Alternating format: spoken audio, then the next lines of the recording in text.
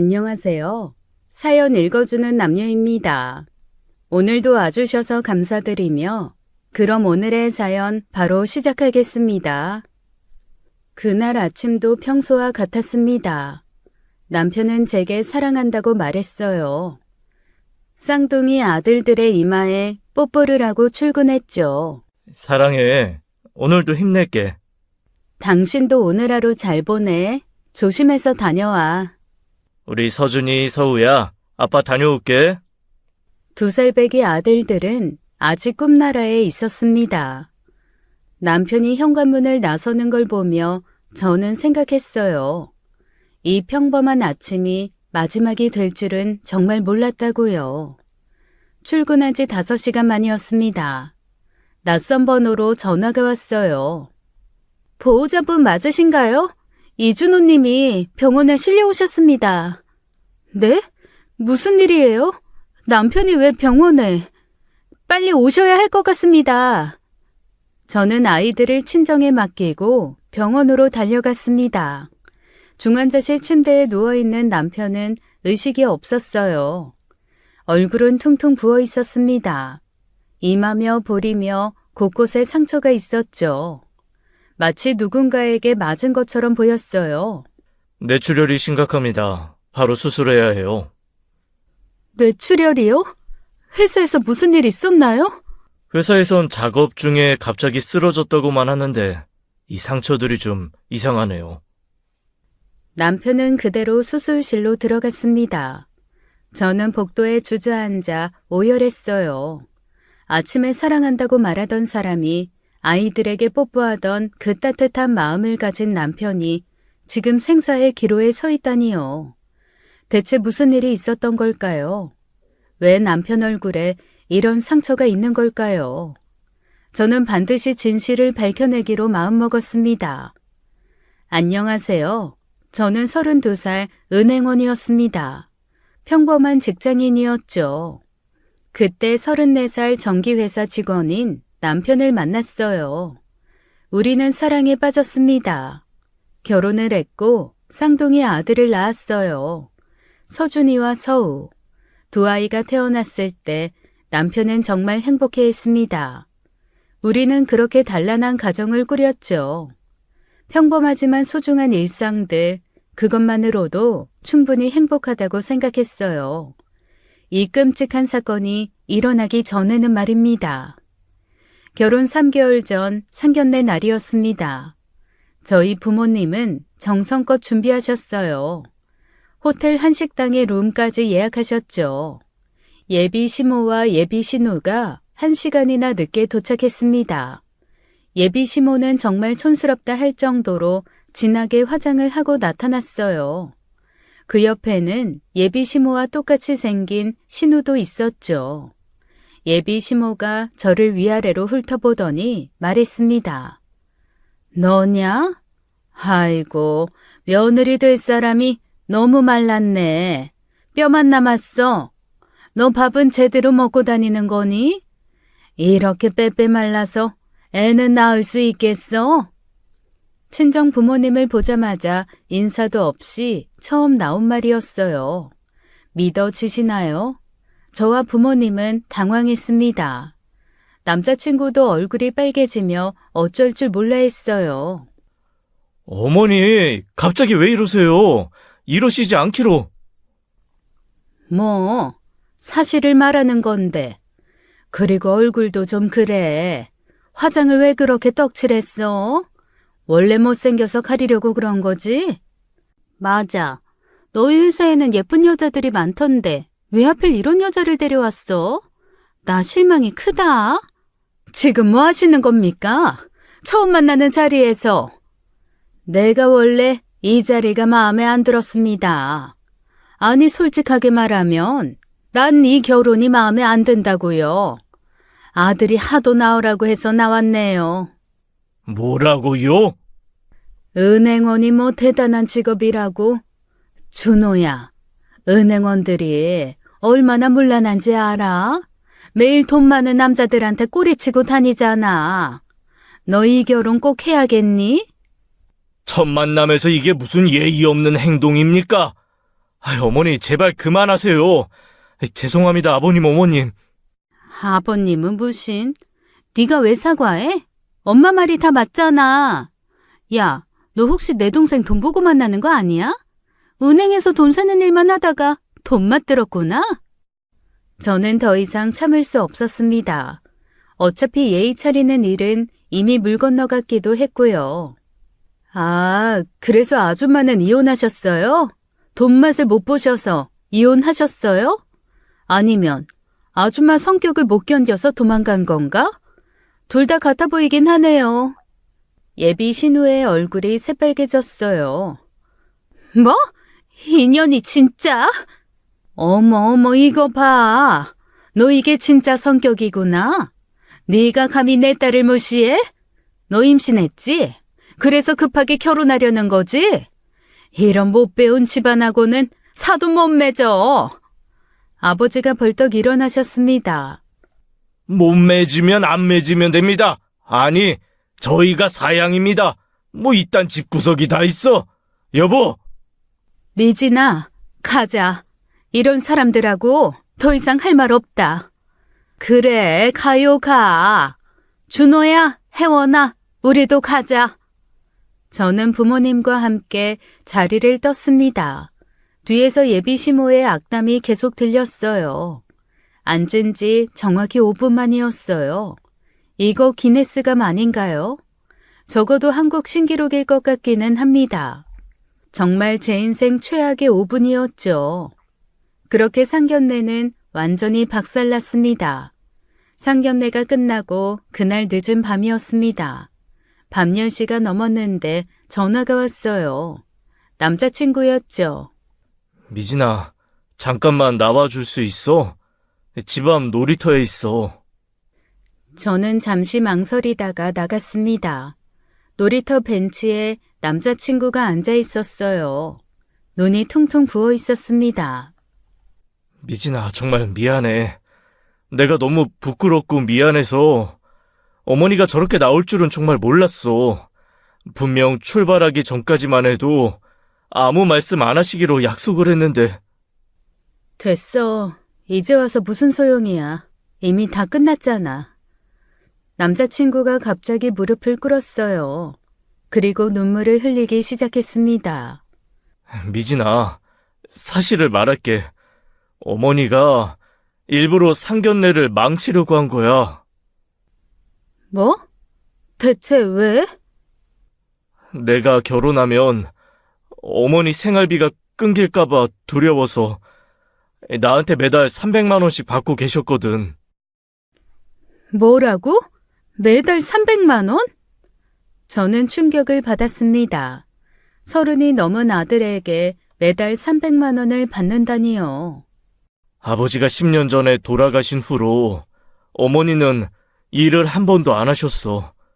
오직 내 월급으로만 생활하셨고, 최근에는 누나도 이혼하고 와서 같이 얹혀 살고 있고. 그래서 일부러 결혼 안 시키려고 하신 거야? 그 돈 때문에? 남자친구는 고개를 끄덕였어요. 맞아. 정말 미안해. 나도 이건 아니다 싶어. 이제 돈 못 드린다고 했거든. 어머니랑 누나가 이제 알아서 돈 벌라고. 그러니 어머니가 이렇게까지 막장으로 나올 줄은 나도 몰랐어. 미안해. 미진아, 차라리 우리 이별하자. 나 너무 부끄러워, 너한테. 남자친구가 일어나서 돌아서려고 했습니다. 제가 남자친구 팔을 잡았어요. 그래서 포기할 거야? 우리가 이렇게 서로 사랑하는데 어머님 때문에? 이렇게 쉽게? 하지만 어머니가 계속 이러실 텐데. 그럼 맞서 싸워. 도망치지 말고. 왜 당신 행복을, 내 행복을 어머님 때문에 포기해? 남자친구가 놀란 눈으로 저를 봤습니다. 미진아. 대신 조건이 있어. 첫째, 앞으로 시어머니께 생활비 한 푼도 주지 마. 둘째, 결혼 생활 중에 무조건 내 편 들어줘. 셋째, 내가 하자는 대로 다 따라줘. 남자친구가 눈을 크게 떴어요. 정말? 우리 집이 이런데 그래도 결혼해 주겠다는 거야? 응. 하지만 약속 못 지키겠으면 안 해. 자기가 선택해. 약속할게. 뭐든 미진이 네가 하자는 대로 할게. 어머니한테도 당당하게 맞설게. 남자친구가 저를 꼭 안았습니다. 정말 고마워. 이런 못난 집안인데도 내가 정말 잘할게. 너만 바라볼게. 어머니가 뭐라고 해도 절대 휘둘리지 않을게. 진짜 약속하는 거지? 평생 네 편이 될게. 그날 밤 남자친구는 3가지 약속을 몇 번이나 반복했어요. 저는 그런 남자친구를 믿기로 했습니다. 사실 저도 이 결정은 힘들었어요. 누가 이런 결혼을 하고 싶겠어요. 하지만 3년을 만나면서 남자친구는 단 한 번도 저를 실망시킨 적이 없었어요. 제가 아플 때 밤새 간호해주던 사람, 제 부모님께 먼저 안부 전화 드리던 사람, 남자친구 어머님 때문에 포기하기엔 너무 좋은 사람이었습니다. 무엇보다 남자친구의 눈을 보면 알 수 있었어요. 이 사람은 정말 저를 사랑한다는 걸요. 사랑하는 사람과 함께라면 이겨낼 수 있다고 생각했죠. 물론 그때는 몰랐습니다. 시어머니의 악행이 어디까지 갈지를요. 저희가 상견례 사건에도 불구하고 결혼 준비를 시작했다는 소식을 들은 예비 시모가 연락을 했어요. 만나자고 하더군요. 카페에서 마주 앉았습니다. 너 정말 내 아들이랑 결혼할 거야? 상견례 때 그 꼴을 당하고도? 넌 자존심도 없니? 염치도 없고? 아니, 너 정말 임신했니? 아니요. 그리고 자존심이 밥 먹여주나요? 전 준호 씨를 믿어요. 그걸로 충분해요. 예비 시모가 비웃었습니다. 믿는다고? 웃기고 있네. 좋아, 결혼은 해. 내가 허락할게. 대신 조건이 있어. 무슨 조건이요? 예비 시모가 당당하게 말했어요. 결혼해도 매달 300만 원은 계속 줘야 돼. 아들 월급에서 무조건 먼저 빼서 나한테 입금. 이건 절대 양보 못해. 안 됩니다. 단 한 푼도 드릴 수 없어요. 예비 시모의 얼굴이 빨개졌습니다. 뭐? 너 감히 한 푼도 안 준다고? 그럼 난 결혼식 안 가. 너희 시어머니 없는 결혼식 해보든가. 망신당하게 해주마. 그러세요. 그럼 어머님 없이 스몰 웨딩 할게요. 오히려 더 깔끔하고 좋을 것 같네요. 뭐? 이 싸가지 없는 년이 너 때문에 우리 아들이 불효자 되는 거야. 불효요? 34세 자기 엄마한테 번 돈 모두 용돈 주는 게 효도예요? 그건 효도가 아니라 착취죠. 제가 남자친구에게 전화를 걸었습니다. 스피커폰으로 틀었어요. 준호야, 어머님이 결혼해도 매달 300만 원 달라고 하시는데. 뭐? 어머니, 그건 안 돼요. 저도 앞으로 어머니께 돈 안 드릴 거예요. 이제 제 가정이 생겼잖아요. 그건 진짜 아닙니다. 예비 시모가 충격받은 표정으로 전화기를 봤어요. 너까지 이러는 거야? 네 엄마를 버리겠다는 거야? 버리는 게 아니라 독립하는 거예요. 어머니도 이제 스스로 사셔야죠. 좋아. 둘 다 꼭 후회할 거야. 이 여우 같은 년한테 속아서 엄마를 버리다니 천벌받을 거야. 너희는 절대 불행해질 거야. 자기 아들한테 이런 저주하시는 분도 참 알만하네요. 어머님, 저희 걱정은 마시고 앞으로 어머님이나 잘 사세요. 취직 준비하시고요. 아직 50대이시면서 충분히 일하실 수 있으세요. 예비 시모는 온갖 저주를 퍼부으며 나갔어요. 남자친구가 전화로 말했습니다. 미안해. 그리고 고마워. 괜찮아. 나 당신 믿을게. 저희는 예비 시모 없이 결혼식을 준비하기로 했어요. 오히려 더 행복한 결혼식이 될 거라고 믿었죠. 드디어 결혼식 날이었습니다. 시어머니는 결국 참석했어요. 하지만 시종일관 화난 표정이었죠. 신부 측 축하 말씀 듣겠습니다. 두 사람이 서로 의지하며 행복하게 살길 바란다. 신랑 측 축하 말씀도 부탁드립니다. 시어머니는 아무 말도 하지 않았습니다. 하객들이 수근거렸어요. 시누이는 아예 오지도 않았죠. SNS에는 저를 비난하는 글을 올렸습니다.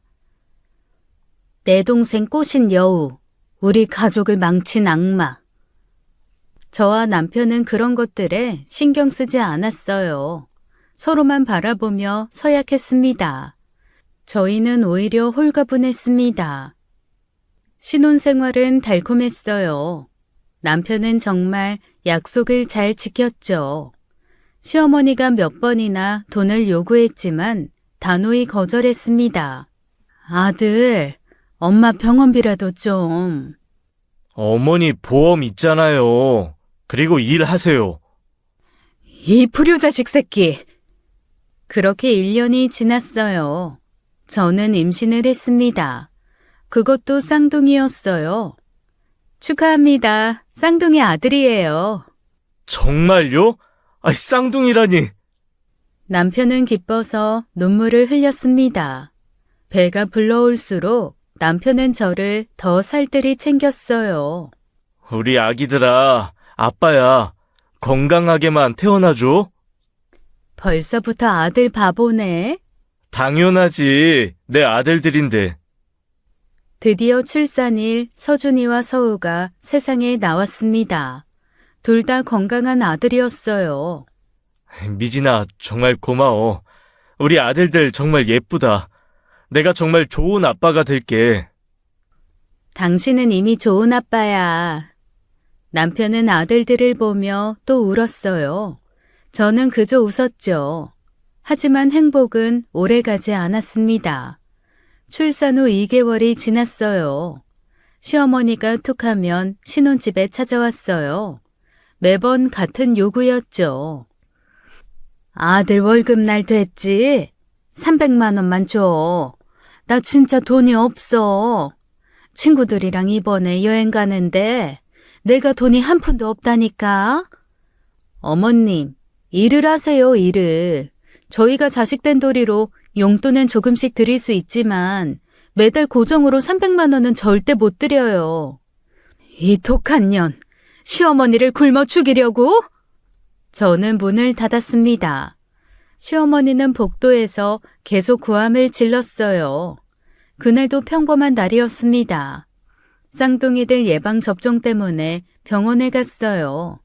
오전 10시에 나가서 오후 2시에 돌아왔죠. 집에 들어서는 순간 이상함을 느꼈습니다. 서랍이 열려 있었어요. 침실 장롱도 뒤집혀 있었습니다. 저는 떨리는 손으로 화장대 서랍을 확인했어요. 현금 300만 원이 사라졌습니다. 결혼 예물로 받은 금목걸이와 금팔찌, 그리고 다이아로 된 결혼 반지도 없었어요. 저는 곧바로 집에 설치된 CCTV를 확인했습니다. 아이를 낳고 인터넷 설치하면 무료로 설치해준다고 해서 설치한 홈캠이었죠. 그리고 경악했어요.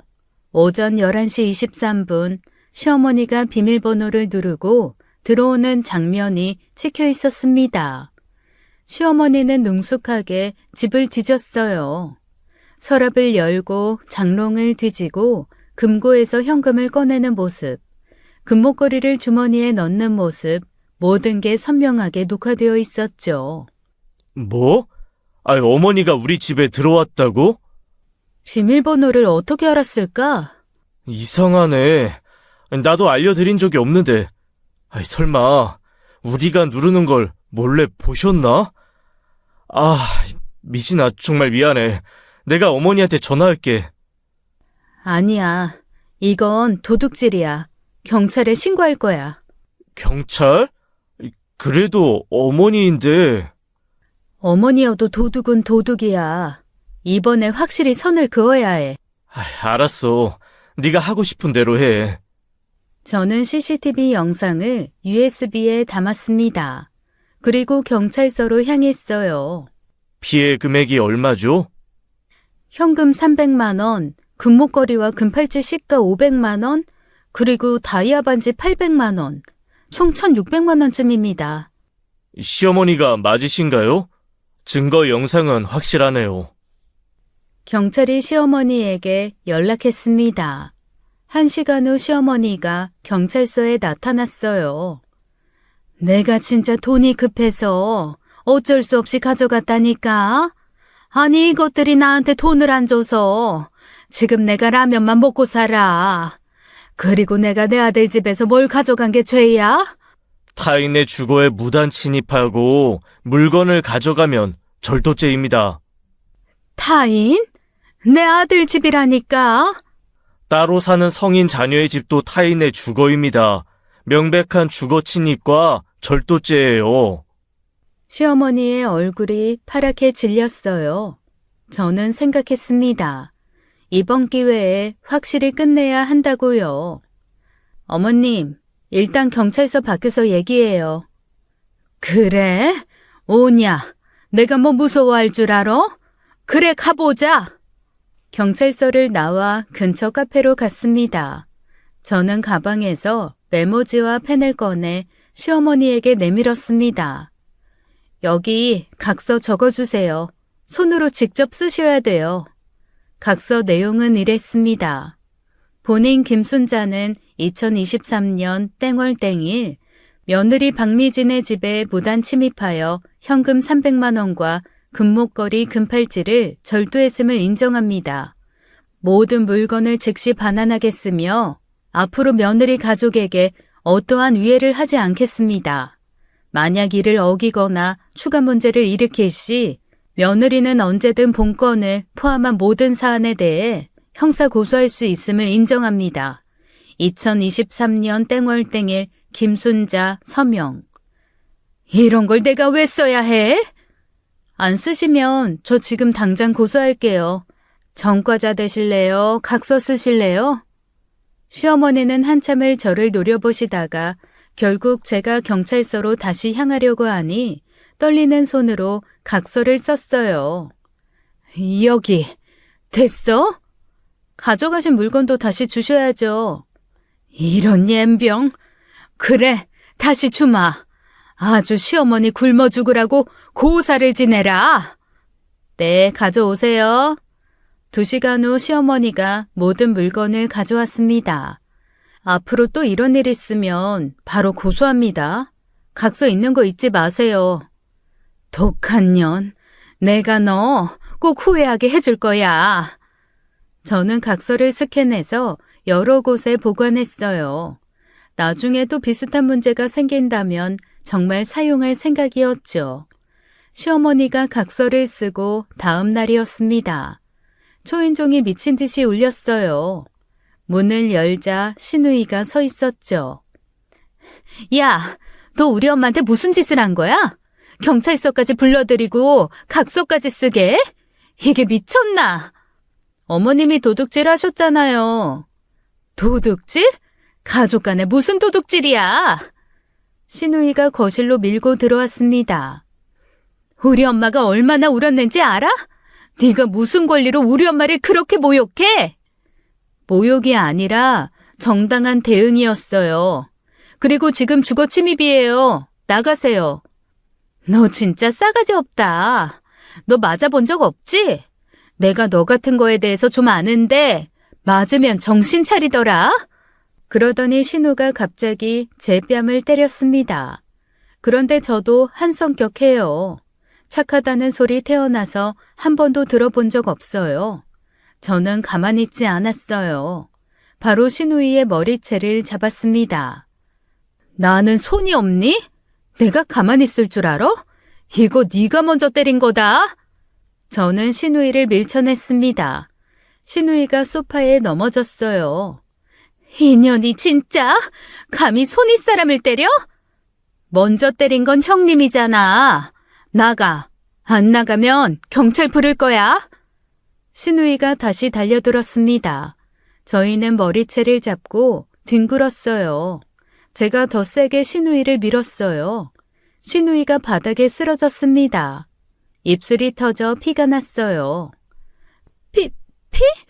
내 피? 내 입술 인연이? 뭐, 더 맞아볼래? 네가 먼저 시작했잖아. 증거도 다 있어. CCTV에 다 찍혔어. 저는 즉시 경찰에 신고했습니다. 여기 주거 침입과 폭행 신고합니다. 신우이가 집에 쳐들어와서 절 때렸어요. 경찰이 10분 만에 도착했어요. 신우이는 자기도 맞았다고 주장했습니다. 이 여자가 날 때렸어요. 내 입술 좀 보세요. 피나잖아요. 진정하세요. 여기 홈 CCTV 확인해 보겠습니다. CCTV를 보니 신우이가 먼저 때린 게 명백했어요. 아가씨가 먼저 폭행하셨네요. 주거 침입도 맞고요. 경찰 아저씨, 그래도 인연이 날 더 세게 때렸잖아요. 결국 쌍방폭행으로 정리됐습니다. 하지만 신우이는 주거 침입죄가 추가됐어요. 합의하시겠습니까? 다시는 저희 집에 안 오는 조건으로 합의할게요. 뭐? 내가 왜 내 동생 집을 못 가? 경찰이 설명했습니다. 주거 침입은 이회원 씨가 했으니까요. 그렇게 합의하시는 게 나을 겁니다. 아니시면 이거 약식 재판 갑니다. 그러면 벌금 나오세요. 신우이는 결국 서약서를 썼어요. 다시는 제 집에 오지 못하게 됐죠. 너 정말 후회할 거야. 우리 가족 다 적으로 만들고. 이미 적이었잖아요. 처음부터. 모르셨어요? 그렇게 합의를 하고 경찰서를 나왔습니다. 태어나 한 번도 경찰서를 온 적이 없는데 결혼하고 나서 벌써 2번째였네요. 퇴근한 남편이 경찰서로 저를 데리러 왔어요. 경찰서를 나오자 남편이 신우이에게 화를 냈죠. 누나, 어떻게 미진이를 때릴 수가 있어? 미친 거 아니야? 네 마누라가 엄마를 경찰서에 넣으려고 했잖아. 가족이 어떻게 그럴 수가 있어? 엄마가 도둑질했잖아. 누나도 알면서. 그때 경찰서 뒤편 골목에서 누군가 나타났습니다. 뚱뚱하고 팔뚝에 문신을 덕지덕지한 남자였어요. 야, 누가 내 여자를 때려? 감히 우리 혜원이 얼굴에 손을 대? 오빠, 제가 나 때려서 나 코에서 피나고 아야했어. 형님이 먼저 때렸어요. CCTV도 있고요. 남자친구가 다가왔습니다. 그런데 경찰서 앞까지는 오지도 못했죠. 웃기더라고요. 여기가 경찰서 아니었으면 너희 둘 다 병원 갔을 거야. 뭐? 당신 지금 협박하는 거야? 협박? 난 그냥 사실을 말하는 거지. 내가 좀 거칠어? 오빠, 그만해. 경찰 나온다. 가자. 에이씨, 저런 년은 한 대 맞아야 정신 차리는데. 저는 비웃었습니다. 경찰서 안에는 무서워서 못 들어오시나 봐.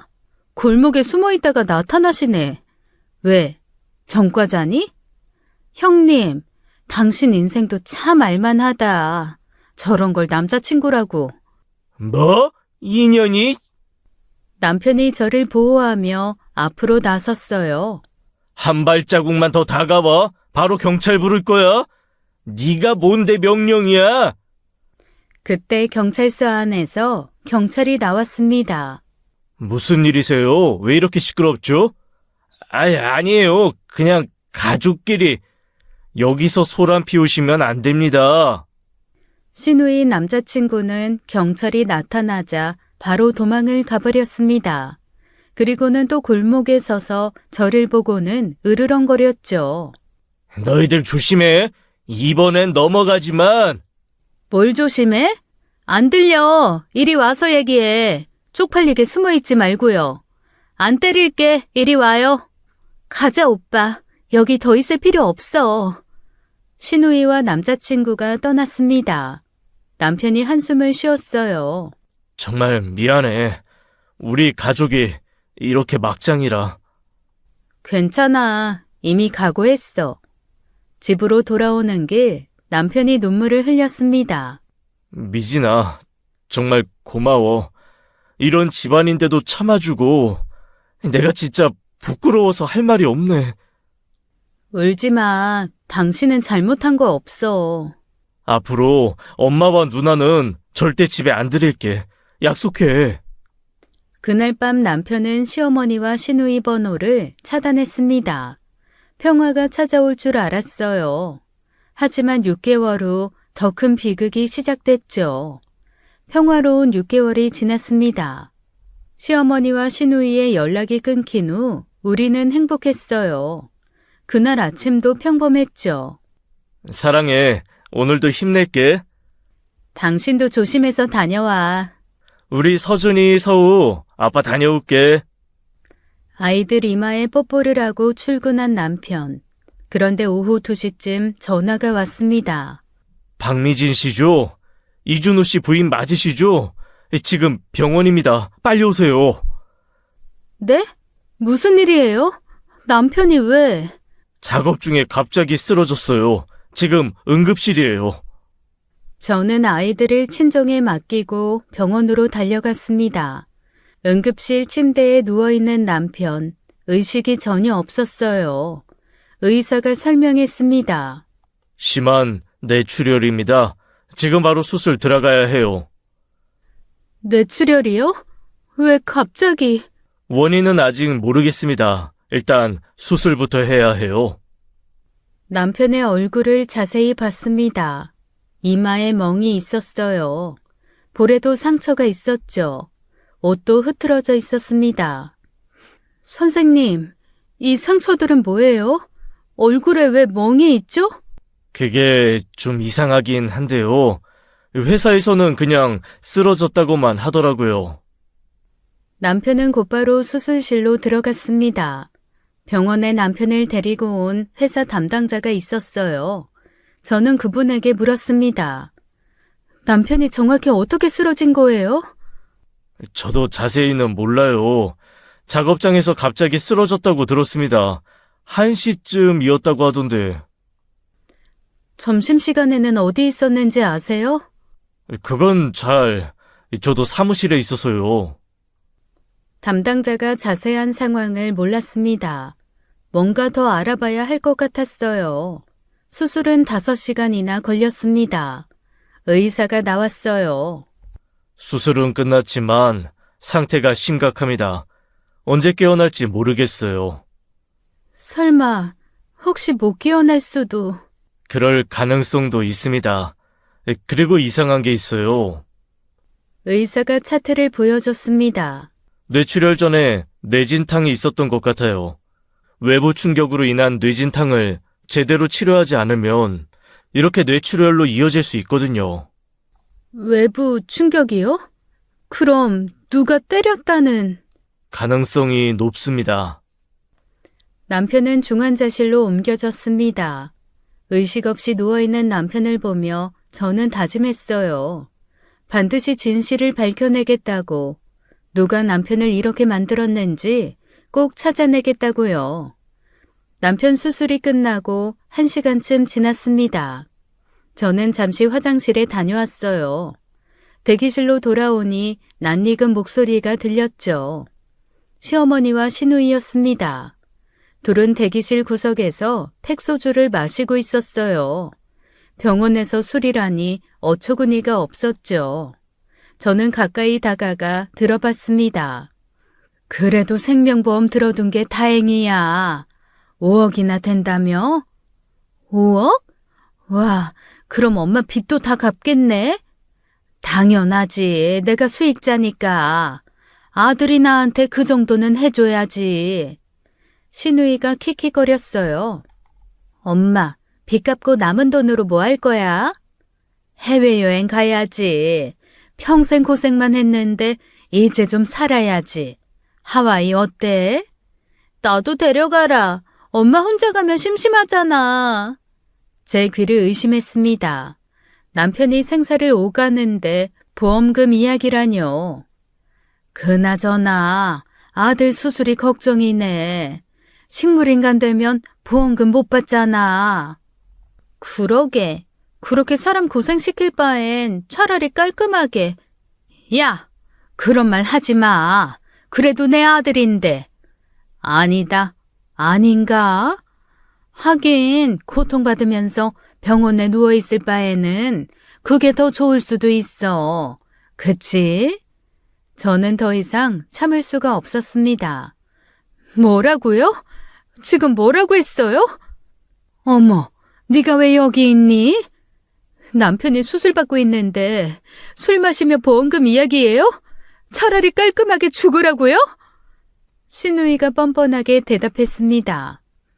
우리끼리 하는 말인데 왜 엿들어? 그리고 누가 준호 죽기를 바란대?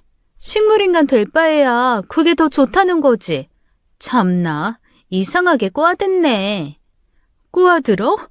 준호 씨가 죽어가는데 돈 생각만 하는 게 문제지. 당장 나가요. 여기서 나가요. 보안요원! 보안요원! 보안요원이 달려왔습니다. 무슨 일이십니까? 이 사람들 병원에서 술 마시고 소란 피워요. 내보내주세요. 내 아들 병원인데 왜 나가? 아저씨, 지금 내 아들이 사경을 헤매고 있어서 내가 슬퍼서 한잔 하는 거야. 응? 이해 좀 해줘. 병원에서 음주는 금지입니다. 나가주세요. 그리고 이 두 사람 출입 금지시켜주세요. 환자 보호자로서 요청합니다. 네가 뭔데? 내 아들이야. 법적 보호자는 저예요. 배우자니까. 앞으로 병실 출입도 제 허락 없이는 안 돼요. 보안요원이 두 사람을 끌고 나갔어요. 두 사람은 결국 병원에서 쫓겨났습니다.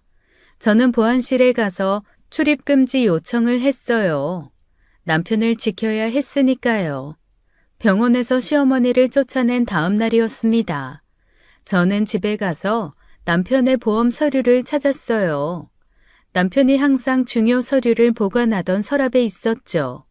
생명보험 증서를 펼쳐봤습니다.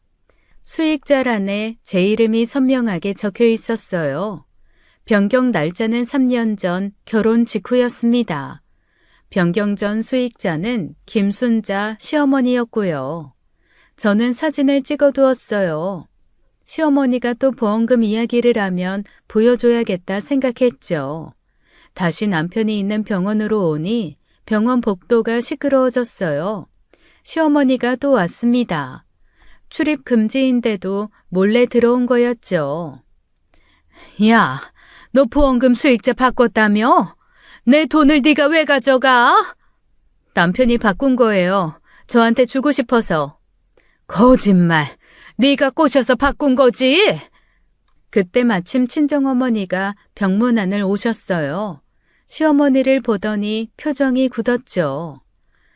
당신이 왜 여기 있어요? 내 아들 병원인데 왜 못 와? 어제 출입금지 됐다면서요. 시어머니가 소리를 질렀습니다. 이 도둑년이 내 보험금을 가로챘다고. 5억이야, 5억. 그게 다 내 돈인데. 아들이 죽어가는데 돈 타령이에요? 어떻게 사람이 그래요? 시어머니가 친정어머니에게 달려들었어요. 뭐? 내가 사람이 아니라고? 내가 틀린 말 했어요? 아들 생각하는 엄마 맞아요? 돈만 생각하는 것 같은데. 그때 시어머니가 친정엄마 뺨을 때리려고 했어요. 친정엄마는 그 손을 잽싸게 싹 피했죠. 그리곤 시어머니의 머리채를 잡았습니다. 우리 딸한테 한 번만 더 이런 짓 하면 내가 가만 안 둘 거야. 내가 이 서방 하나 보고 결혼을 시켰다만 아직도 난 당신 사돈으로 인정 못하니까. 어머 이년이? 보안요원! 보안요원! 두 사람이 몸싸움을 벌였어요. 친정어머니가 시어머니를 밀어냈습니다. 시어머니가 복도에 넘어졌죠. 아이고 나 죽네. 이 여자가 사람 잡네. 일어나요. 연기 그만하고. 그리고 가요. 다신 오지 말고. 또 여기 와서 헛소리하면 이 정도로 안 끝나니까. 보안 요원들이 달려왔습니다. 또 오셨네요. 이번에 경찰 부르겠습니다. 내가 맞았는데 왜 나를? 출입 금지 위반입니다. 나가주세요. 시어머니가 복도에서 악을 썼어요. 며느리가 아들을 죽이려고 해. 보험금 때문에 일부러 치료 안 하는 거라니까? 미친 소리 하지 마세요. 사람들이 모여들었습니다. 시어머니는 더 크게 소리쳤어요. 다들 보세요. 이 악독한 며느리가 5억 보험금 때문에 내 아들을 죽이려고 해요. 저는 휴대폰을 꺼냈습니다. 다 녹음했어요. 이거 명예훼손으로 고소할게요. 증인들도 많고요. 고소? 해봐. 나도 할 거 많어. 보안 요원이 시어머니를 끌고 나갔어요. 친정어머니가 제 손을 잡았습니다. 괜찮아? 저 미친 사람 때문에. 괜찮아요, 엄마. 익숙해요. 그날 밤 저는 변호사를 찾아갔습니다. 시어머니를 완전히 차단할 방법이 필요했어요. 남편을 지키기 위해서라도요. 그리고 다음 날이었습니다. 저는 남편 소지품을 정리하기 시작했어요. 병원에서 가져온 남편의 휴대폰, 비밀번호는 알고 있었죠. 메시지함을 열어봤습니다. 그리고 충격적인 문자들을 발견했어요. 사고 당일 오전 11시에 온 문자였습니다. 너희 엄마 생활비는 왜 안 줘? 이 새끼 이거 폐륜하네. 나 오늘 찾아간다. 발신자는 모르는 번호였어요. 그 다음 문자는 더 충격적이었습니다. 점심시간에 회사 뒤 골목으로 나와. 안 나오면 회사 안으로 들어간다. 오전 11시 30분 문자였어요. 그리고 오후 12시 40분. 경고는 했다. 앞으로 매달 300만 원씩 너희 엄마한테 줘. 안 그러면 또 찾아간다. 손이 떨렸습니다. 통화 기록을 확인했어요. 오전 11시 20분 시어머니와 1분 통화. 그 직후에 협박 문자들이 온 거였죠. 저는 더 찾아봤습니다. 카카오톡 메시지도 있었어요. 시어머니가 보낸 거였습니다. 아들, 엄마가 만나는 사람이 아들을 좀 만나고 싶대. 오해가 있는 것 같아서 점심시간에 잠깐만 나와줘. 그 친구는 시어머니 내연남이었던 거예요. 시어머니가 일부러 남편을 불러낸 거였습니다. 더 충격적인 건 통화 녹음 내용이었어요. 낯선 남자 목소리였습니다. 야, 이준호, 나 강석구다. 네 엄마 남자친구. 오늘 맛 좀 봤지? 앞으로 매달 300만 원 꼬박꼬박 줘. 아니다. 물가가 올랐으니까 400으로 올린다. 불만 없지? 앞으로 매달 1일에 보내. 안 그러면 너 또 맞는다. 저는 남편 핸드폰에 있는 모든 걸 제 핸드폰으로 옮겼습니다. 문자, 카톡, 음성 파일 모두 저장했죠. 그때 또 다른 문자를 발견했어요. 사고 2일 전 문제였습니다. 나 내 여자가 우는 걸 못 봐. 네 엄마 생활비 안 주면 가만 안 둔다.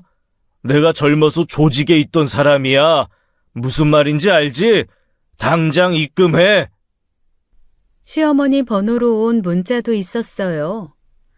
아들, 엄마 남자친구가 화가 많이 났어.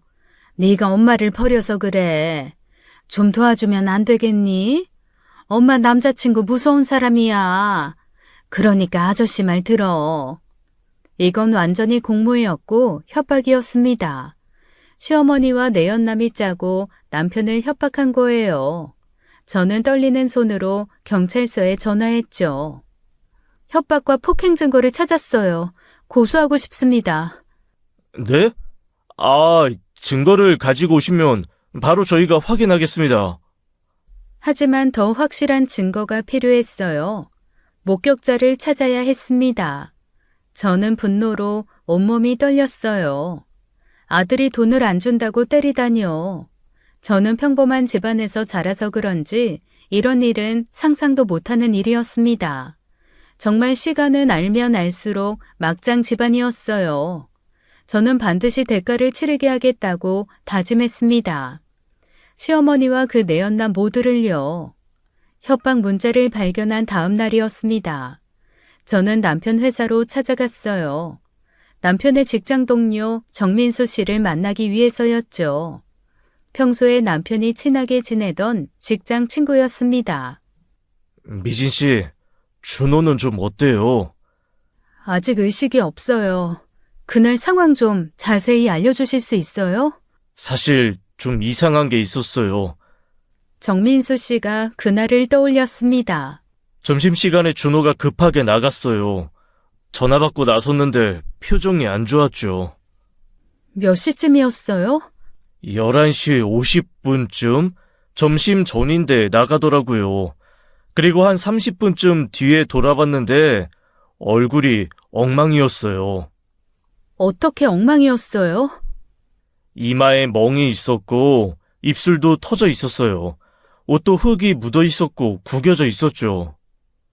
맞아요. 근데 지금이 더 심하네요. 그때는 코피도 났었어요. 준호가 들어오면서 뭐라고 중얼거렸어요.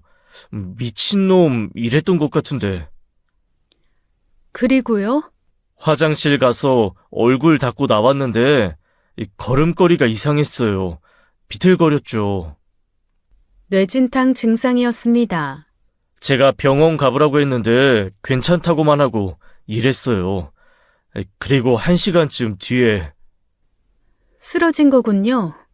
정민수 씨가 고개를 끄덕였어요. 작업하다가 갑자기 하더니 그대로 쓰러졌어요. 의식을 잃어서 119 불렀죠. 저는 회사 뒤 골목으로 갔습니다. CCTV를 찾아봤지만 없었어요. 하지만 근처 가게가 있었습니다. 그날이요? 싸움이 있었죠. 싸움이요? 봤어요? 큰 아저씨가 젊은 남자를 때리더라고요. 일방적으로 맞기만 했어요. 목격자를 찾았습니다. 큰 아저씨가 어떻게 생겼어요? 50대 후반? 덩치 크고, 문신도 있었어요. 혹시 CCTV 있어요? 우리 가게 앞에 CCTV는 없는데, 경찰에 신고하실 거면 증언해 드릴게요. 사람을 그렇게 때리면 안 되죠. 감사합니다. 정말 감사합니다. 저는 의사를 다시 만났어요. 남편이 폭행당한 것 같아요. 폭행이면, 맞습니다. 뇌진탕을 방치해서 뇌출혈로 이어진 거예요. 외상에 의한 뇌진탕 후 발생한 뇌출혈, 폭행이 원인일 수 있습니다. 이제 모든 퍼즐이 맞춰졌어요. 시어머니가 내연남을 시켜 남편을 폭행한 거였습니다.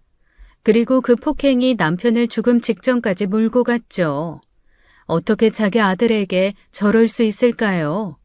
시어머니에게 애초에 모성 따위는 없었던 겁니다. 증거 수집을 완료한 후 1개월이 지났어요.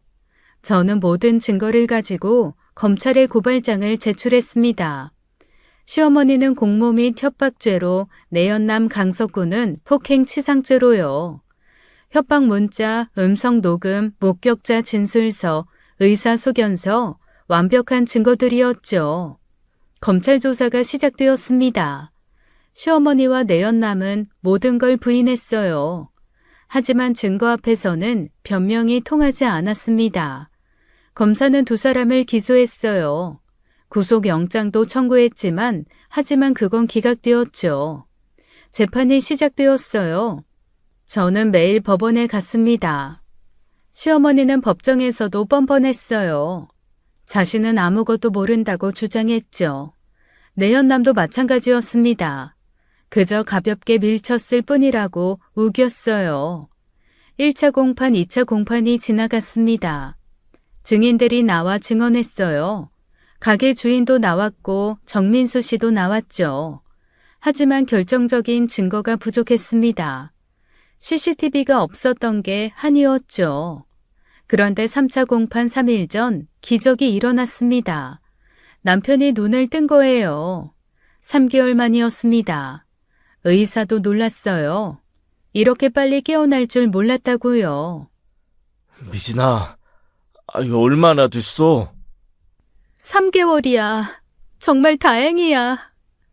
남편은 기억이 선명했습니다. 그날의 일을 모두 기억하고 있었어요. 저는 검사에게 연락했습니다. 남편이 증언할 수 있다고요. 3차 공판날이었습니다.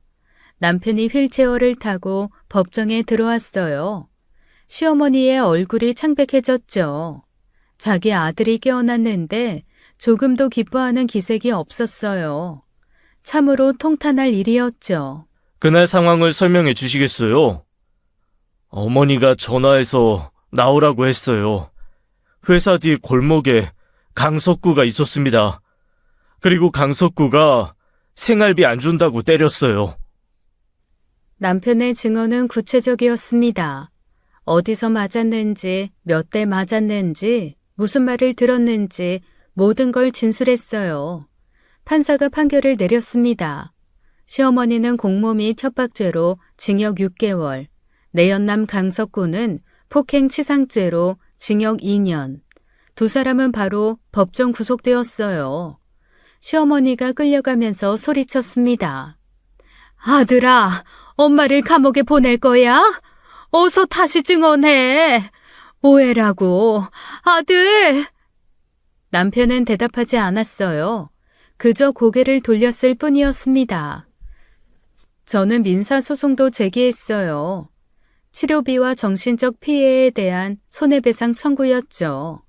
법원은 5천만 원을 배상하라고 판결했습니다. 시어머니 집과 내연남의 재산이 압류되었어요. 남편은 천천히 회복하기 시작했습니다. 완전히 예전 같지는 않았어요. 가끔 두통이 있었고 기억이 흐릿할 때도 있었죠. 하지만 살아있다는 것만으로도 감사했습니다. 시누이는 엄마가 구속된 후 연락이 끊겼어요. 아마 저희를 원망하고 있겠죠. 하지만 저는 후회하지 않았습니다. 정의가 실현된 거니까요. 판결 후 남편은 꾸준히 재활치료를 받았어요. 처음엔 걷는 것도 힘들어했죠. 하지만 포기하지 않았습니다. 이제는 일상생활이 가능해졌어요. 비록 무거운 것은 들 수 없고 가끔 어지러움이 있지만요. 그래도 아이들과 놀아줄 수 있게 되었습니다. 그것만으로도 충분했어요. 서준아, 서우야, 아빠가 미안해. 왜 미안해해. 당신 잘못이 아니잖아. 그래도 고생 많이 시켰잖아. 남편은 시어머니와 완전히 연을 끊었습니다. 감옥에서 몇 번 편지가 왔지만 읽지도 않고 버렸어요. 시누이도 더 이상 연락하지 않았죠. 그들과의 악연은 완전히 끝났습니다. 저희는 새로운 도시로 이사했어요. 남편은 새 직장을 구했습니다. 예전처럼 힘든 일은 못하지만 사무직으로 전환했어요. 월급은 줄었지만 행복했습니다. 쌍둥이들도 이제 5살이 되었어요. 유치원에 다니기 시작했죠. 엄마, 아빠 이제 안 아파? 아빠 이제 괜찮아. 다행이다. 아빠 사랑해. 아이들은 그 일을 모릅니다.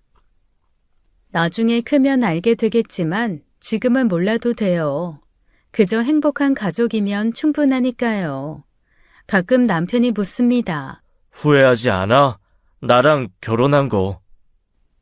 바보 같은 소리 하지 마. 당신이랑 결혼한 건 내 인생 최고의 선택이야. 남편은 그럴 때마다 제 손을 꼭 잡아요. 그리고 말합니다. 고마워. 정말 고마워. 저는 웃으며 대답하죠. 우리 앞으로 더 행복하자. 가족이라는 이름으로 행해지는 모든 것이 사랑은 아닙니다. 때로는 피를 나눈 가족보다 서로를 진심으로 아끼는 사람들이 진짜 가족이 되기도 합니다. 독일의 철학자 니체는 이렇게 말했습니다. 자신을 극복하는 자가 가장 큰 자유를 얻는다. 저는 시어머니의 탐욕과 폭력 앞에서 굴복하지 않았어요.